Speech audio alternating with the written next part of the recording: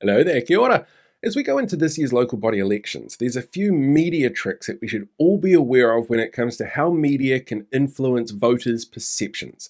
Sometimes it's deliberate, like the numerous stories from reporter Evan Harding that platforms and normalizes members of groups like Voices for Freedom. Sometimes it's the result of other factors, like a writer's own personal experiences, perspectives, and biases. And sometimes it's down to editorial choices around framing or image choice. So I thought today we'd take a look at this in action in a way that might not seem so obvious to a reader from the outside. This is a story from the Waikato Times by senior reporter Stephen Ward on Saturday, where it tells the public of two candidates in the running to be the next mayor of Hamilton after Paula Southgate, the current mayor, announced that she won't be seeking re-election. And those two candidates are Sarah Thompson and Tim McIndoe. Now, full disclosure here, I don't know the reporter off the top of my head or his personal political beliefs, but I know both these candidates. They're both very knowledgeable, lovely to interview, and passionate about Kirikiriroa Hamilton. And they also both have different visions for what a successful Hamilton City Council looks like. This isn't one of those "this candidate bad" videos. Those will probably come later on in the year. This is looking at elements within a news story so that we can see how subtle differences can showcase an apparent narrative bias, because it's not a tool set that we get given or give out to everyone, but knowing is half the battle. First up is placement. About 80% of readers form an opinion based on headlines, and this one is a balanced headline. About 70% of readers, though, don't go any further than the first three paragraphs or a dedicated narrative break, like an image in the story. Here, that ends with a subheading about McIndoe's aims if he's elected. And within those first paragraphs, Tim's quote about being fiscally conservative opens the story. It's a self-description that creates a framing for the audience that he's dictated. While Sarah's intro line is simply that she's left-leaning, which isn't a quote from her, so she hasn't framed herself with this. Throughout the article, Tim's name gets mentioned 15 times, Sarah gets mentioned 12, and Tim's supporter in the interview, Jeff Taylor, gets mentioned 10. And the language used around each of them is different. The language used around Tim is assertive, strategic, and urgent.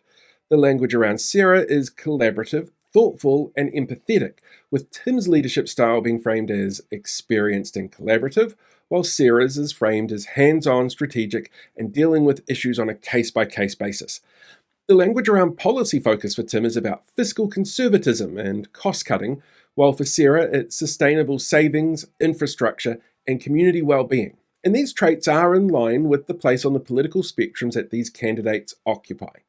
But a deeper analysis shows that while Sarah is framed as intelligent, thoughtful, well-prepared, and experienced with local governance, it starts with her clothes and why she's wearing pink. It brings up her age and motherhood, which can dilute the authority of her policy agenda, especially to the kind of audience who want to other women out of politics, who quite often sit on that far right of the political spectrum. She has fewer quotes in the story, and they're shorter, and they're framed around collaboration, vision, and maintenance of elements of the status quo, while Tim is framed as being on a corrective mission as head of a loose team with a similar agenda. The story gives more detail and depth on Tim's platform than it does for Sarah, and uses more emotionally triggering terms like huge pain and wishful thinking than the quotes from Sarah. In fact, a basic quantitative analysis shows that the article focus has nearly half of the focus on Tim McIndoe, about 36% on other content, like Jeff Taylor and his initial disappointment at not running for mayor, and the number of images used. And only 18% focuses on Sarah Thompson.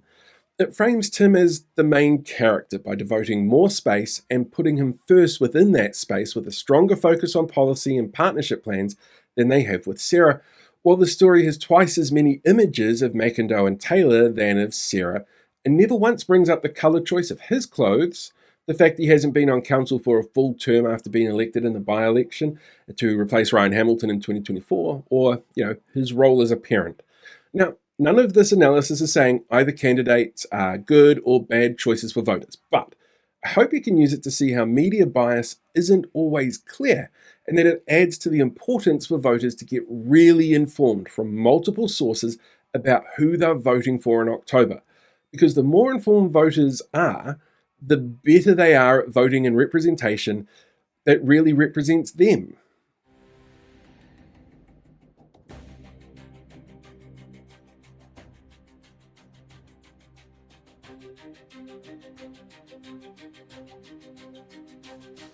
Hey, thanks for checking out today's video. Make sure you like, share, subscribe so you get more updates as we go along and deal with these guys for the rest of the year.